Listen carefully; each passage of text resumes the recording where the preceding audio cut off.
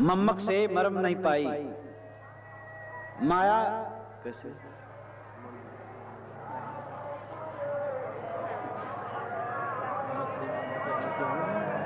मम्मक से मरम नहीं पाई, हम ही ते इन मूल गंवाई। माया मोह रहा भरपूरी, माया मोही लखो बिचारी। मम्मक से मरम नहीं पाई। साहब कहते हैं माया के सेवन करने से तुम मरम नहीं पा रहे हो। अगर हमारे सामने एक जाल हो आंखों के सामने, तो आगे की चीज को नहीं देख सकते हैं। हमारे मन में माया है तो हम मर्म को नहीं जान सकते। काम की माया जब हमारे चित्त पर छा जाती है तो हमारा तत्व विवेक सो जाता है और हम नहीं सोचते हैं कि हमें क्या करना चाहिए। कर्तव्य कर्तव्य से विमुख होकर के आदमी भ्रष्ट हो जाता है। लोभ की माया, मोह की माया, भय की माया, क्रोध की माया, माया का पर्दा जो हमारे चित्त पर आता है तो हम मर्म नहीं जान पाते हैं। मर्म को जानने के लिए माया का पर्दा हटाना पड़ेगा। जिन इंद्रियों से हम भोगों में लगते हैं उन इंद्रियों के संबंध में हमें अविवेक उत्पन्न होता है। जितना हमारा मन भोगों में लगता है उतना हमारा मन विवेक से शून्य होता चला जाता है। हम जितना भोगों से अलग होते हैं, मन के विकारों से अलग होते हैं, उतना जागृत होते हैं। इसीलिए साहब ने कहा है, फाम आगे फाम पाछे फाम दाहिने डेरे, फाम पर जो फाम करे सो फाम है मेरे। आगे पीछे दाएं बाएं सावधान, संतो जागत नींद न कीजिए, असंतो जागते रहो नींद न करो। जागना क्या है? माया के पर्दा को दूर रखना। मन में माया आ जाती है। माया बाहर नहीं है, मकान, दुकान, जमीन, परिवार माया नहीं है। ये तो उपयोग की चीजें हैं। माया है इनके प्रति बने हुए लोभ और मोह और काम और क्रोध, ईर्ष्या और द्वेष, मानसिक विकार माया है। माया माया सब कहे, माया लखे न कोय, जो मन से नहीं उतरे माया कहिए सोए। मन माया तो एक है, माया मन ही समाय, तीन लोग संशय परी, मैं काहे कहूं समझाए। तो मन का मोह माया है और उस मन के मोह को दूर करने का प्रयास हमें करना चाहिए। माया मोह ही लखो विचारी। साहब कहते हैं माया मोह को विचार करके लखो। जब तक माया मोह पर विचार न करोगे तब तक वो पर्दा फटेगा नहीं।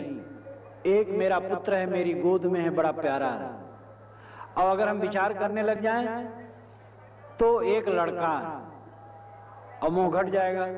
थोड़ा और विचार करने लग जाएं तो एक हाण चाम का ढांचा, थोड़ा और विचार करने लग जाएं तो मिट्टी का पिंड है, थोड़ा और विचार करें तो कणों का प्रवाह। विचार की गहराई में हम जितना उतरते जाते हैं वस्तुएं खोती जाती हैं। इतने लोग यहाँ बैठे हैं और एक समाज बना है। अगर हम विचार करें तो एक एक व्यक्ति अलग अलग है और अभी कुछ समय के बाद उठ जाएंगे, समाज खत्म हो जाएगा। विचार की गहराई में उतरने से माया अपने आप खत्म हो जाती है। माया कोई आकाश में नहीं बैठी है जो किसी के ऊपर कूद पड़े। माया हमारे मन का मोह है, और मोह इसलिए है क्योंकि हमारे पास विवेक नहीं। साहब कहते माया मोह ही लखो विचारी। विचार पूर्वक माया मोह को लखो। विचार करने से माया दूर होगी। अन्य साधन जो हैं, अन्य साधन मन को थोड़ा संतोष देते हैं। नाम जप, मंत्र जप, पूजा पाठ और भी कोई क्रियाकांड, ये मन को थोड़ा संतोष देते हैं। इसमें माया का मोह मिटता नहीं, चित्त केवल सात्विक बनता है। अगर आप कोई पवित्र नाम जपते हो, पवित्र धारणा में अपना मन रखते हो और कोई पूजा पाठ करते हो तो आपके मन में एक सात्विक भावना उत्पन्न होगी और उस दिशा में आगे बढ़ेंगे। लेकिन माया का मोह तब मिटेगा जब विचार उत्पन्न होगा। इसीलिए योग वाशिष्ठ नाम के बृहद ग्रंथ में बताया गया है, मोक्ष के 4 पौरिये हैं, 4 दरवाजे हैं। सम, संतोष, विचार और सत्संग। सत्संग चाहिए और विचार चाहिए और संतोष चाहिए और शम चाहिए। उसमें विचार प्रधान है। विचार बनता है सत्संग से। विचारवाना आदमी जहां कहीं रहता सुखी रहता है। जाहि को विवेक ज्ञान ताहि को कुशल जान, जाहि और जाय वाको वाहि और सुख है। जो विचार पूर्वक खाता है, विचार पूर्वक पीता है, विचार पूर्वक पहनता है, विचार पूर्वक संबंध जोड़ता है, विचार पूर्वक संबंध तोड़ता है, विचार पूर्वक आता और जाता है, विचार पूर्वक बैठता और बोलता है, सारा काम विचार पूर्वक करता है, उसकी जिंदगी में द्वंद्व नहीं रहता। जो बिना विचारे बोल देता है, पीछे फजीयत होता है, उसका मन ही उसे परेशान करता है पीछे। जो बिना विचारे खा लेता है, पीछे परेशान होता है, बिना विचारे संबंध जोड़ लेता है, वो परेशान होता है। बिना विचारे कुछ करोगे उसका परिणाम दुख है, और विचार पूर्वक करो उसका परिणाम सुख है। मानव की मानवता विचार में, मानव विचार प्रधान प्राणी है और कोई प्राणी विचार प्रधान नहीं। मानव के अलावा जितने प्राणी हैं वे प्राकृतिक नियमों में बंधे अपने चक्कर में चलते हैं, उन्हें विचार करने की आवश्यकता भी नहीं। पशु जो मांसाहारी हो मांसाहारी, जो शाकाहारी हो शाकाहारी है, न विचार वहां है, न विचार से परिवर्तन है। कुत्ता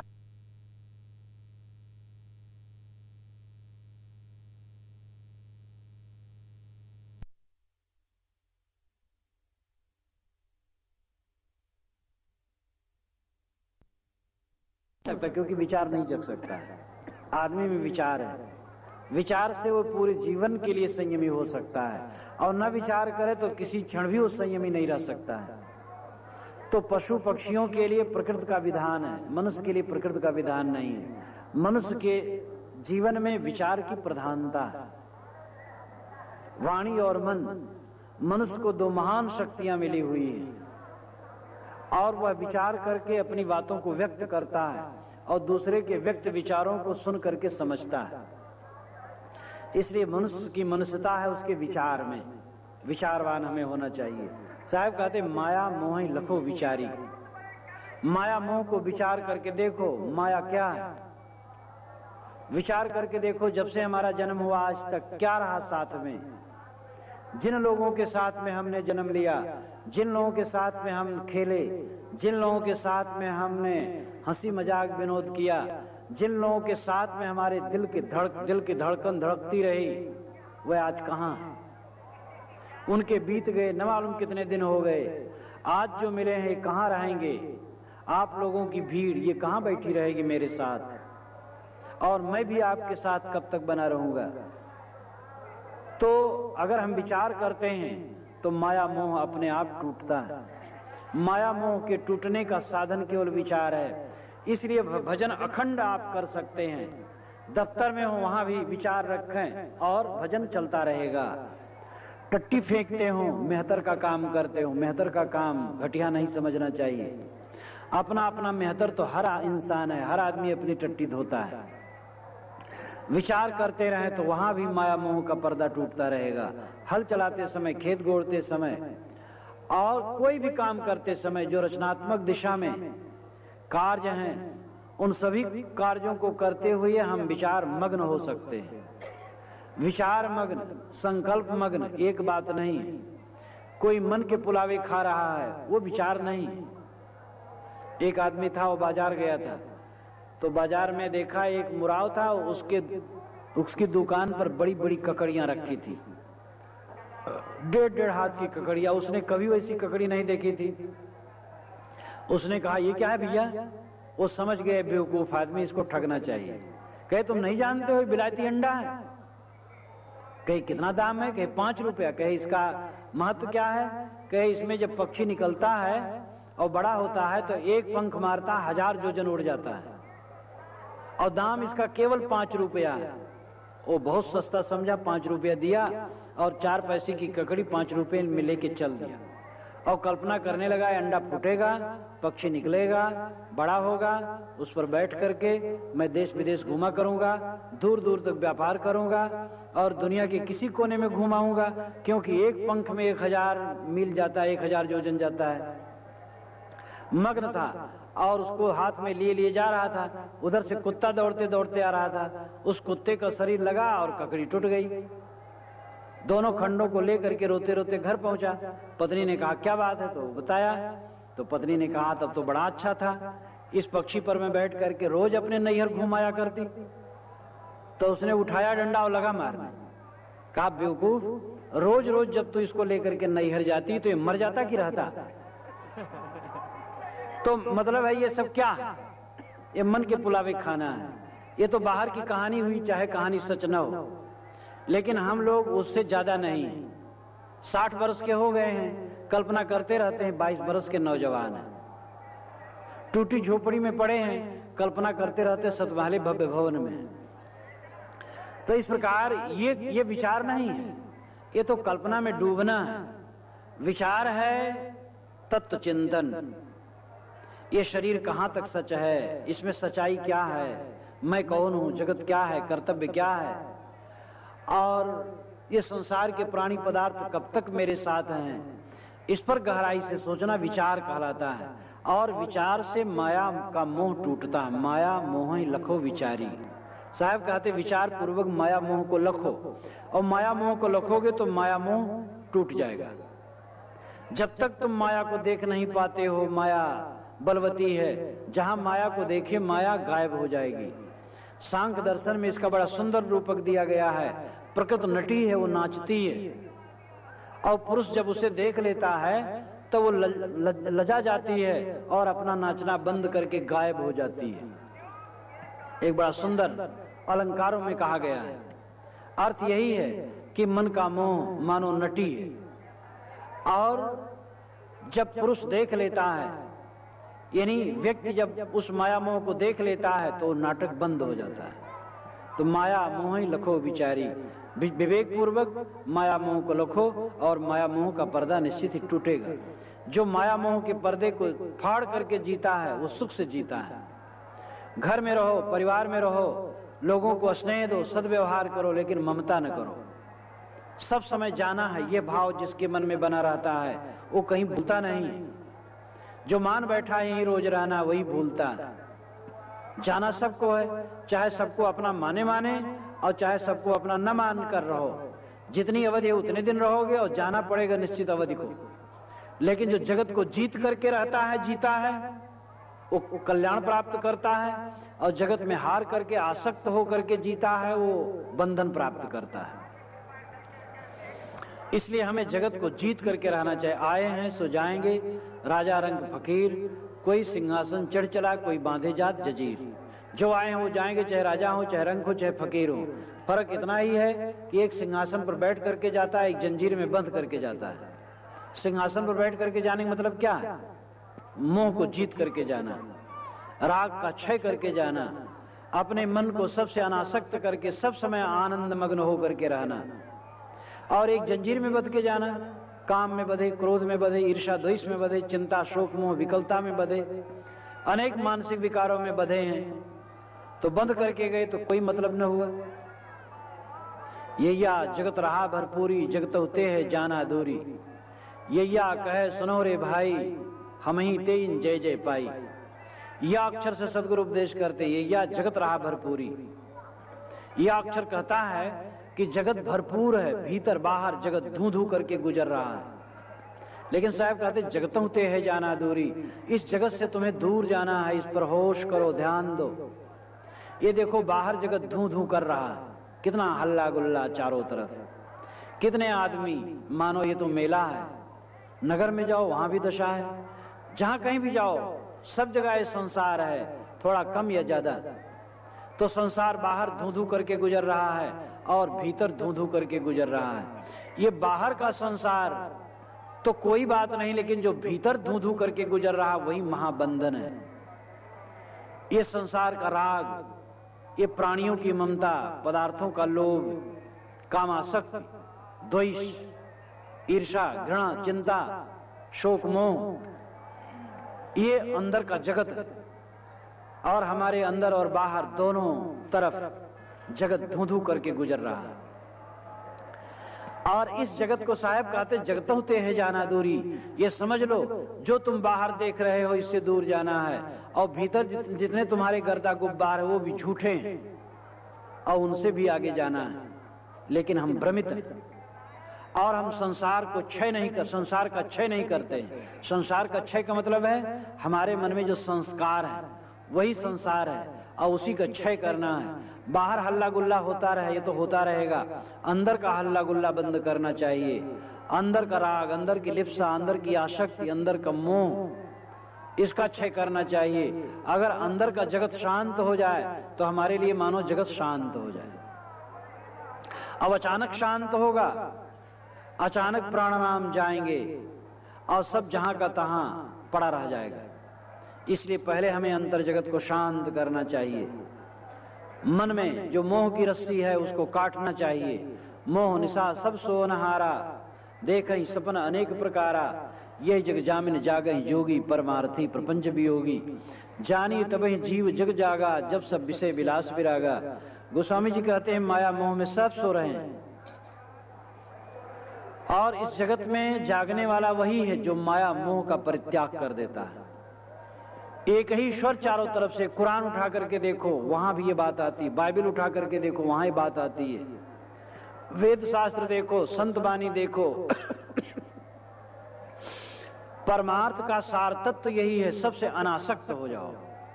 लोग कहते हैं अनासक्त हो जाएंगे तो व्यवहार कैसे करेंगे। आसक्त आदमी व्यवहार दूषित करता है, अनासक्त आदमी व्यवहार पवित्र करता है। जो अनासक्त है वह शुद्ध प्रेम करता है, और जो आसक्त है वह ममता करता है, और ममता में विषमता होती है। जो ममता करता है वो बैर बिना किए रह नहीं सकता है। एक जगह ममता करेगा तो दूसरी जगह बैर करेगा। जो ममता नहीं रखता है उसके चित्त में समता होती है। इसलिए अनासक्त पुरुष का व्यवहार जगत में पवित्र होता है। दुनिया में जितने अनासक्त पुरुष हुए हैं उनका व्यवहार कितना उत्तम रहा है।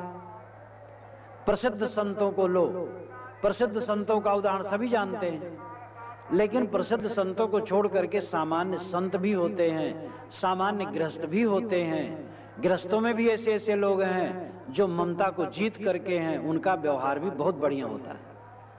नाम तो प्रसिद्ध लोगों का जानते हैं, जो प्रसिद्ध नहीं उन्हें नहीं जानते हैं, लेकिन ऐसे भी लोग होते हैं। महाराज राम भाई के साथ सुंदर व्यवहार किए थे, वो बहुत प्रसिद्ध हैं।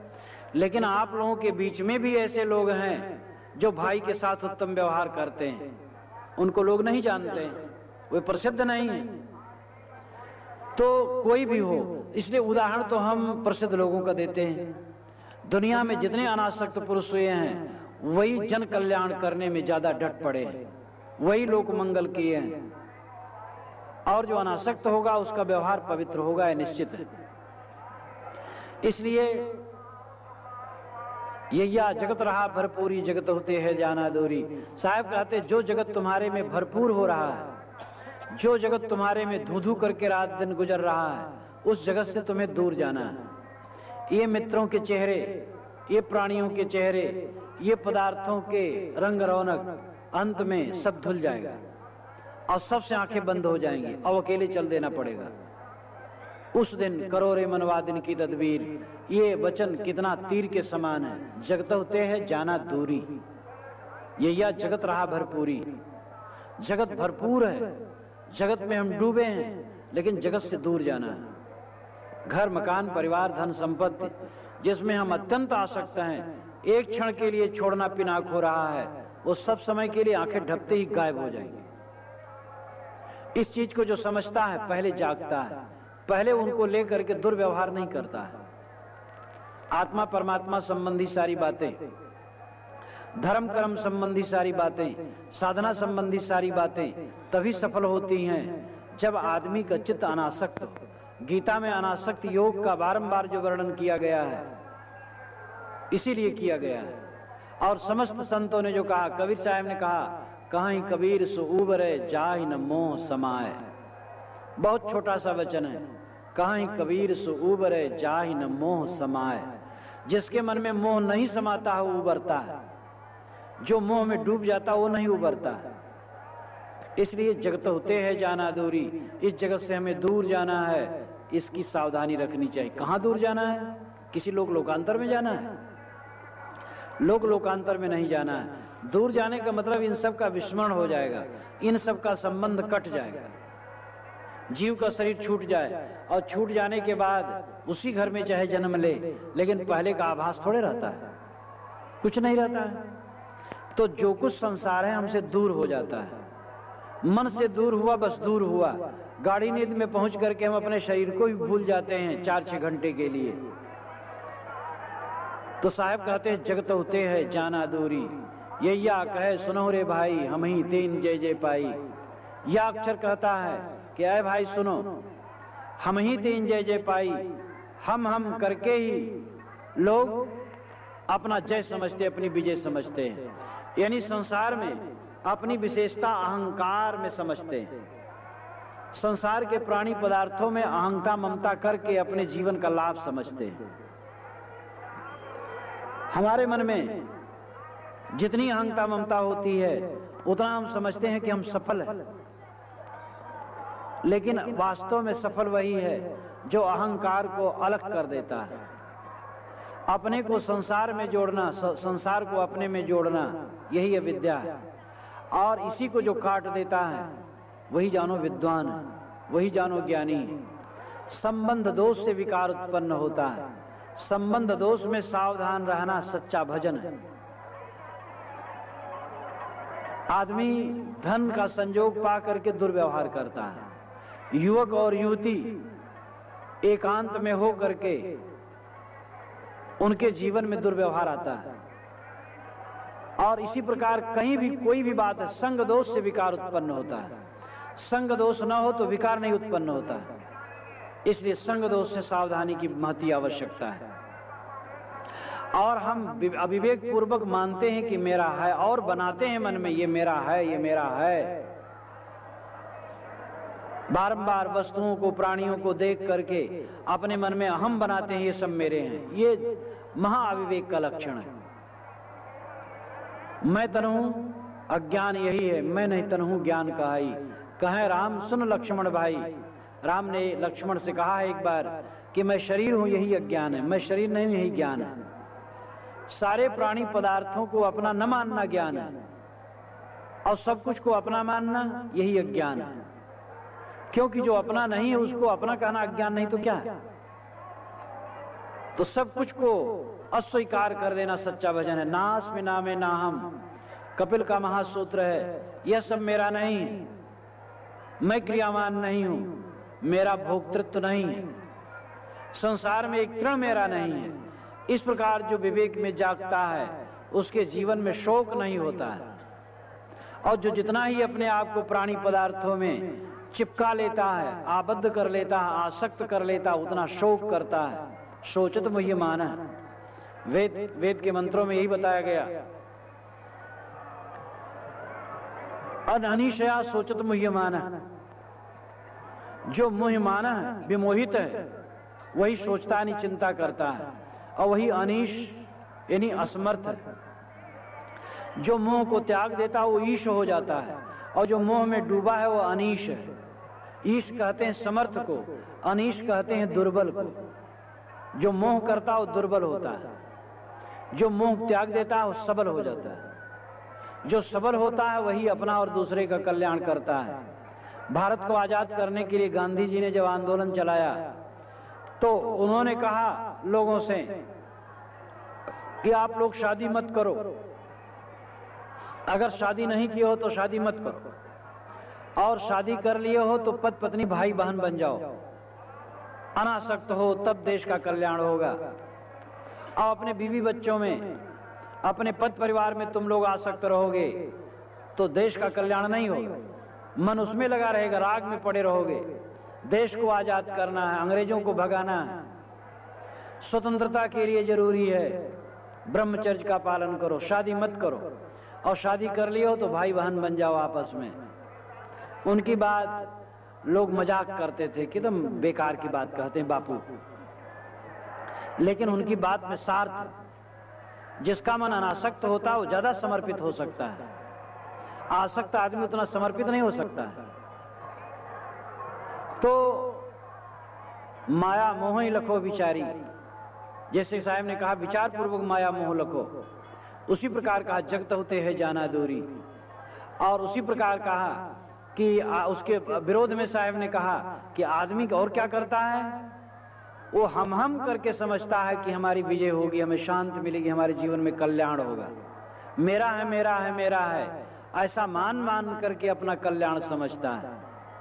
लेकिन हमारा अहम ही हमें डुबाता है। जब हम किसी प्राणी पदार्थ से अपना अहम जोड़ लेते हैं, वहीं हमारा भवबंधन बनता है, वहीं हमारे अंदर में जगत की रचना होती है। ये बाहर का संसार हमारे में प्रतिबिंबित होता रहता है, और उन प्रतिबिंबों को रागात्मक दृष्टि से जितना हम ग्रहण करेंगे उतना हमारा भवबंधन बनेगा।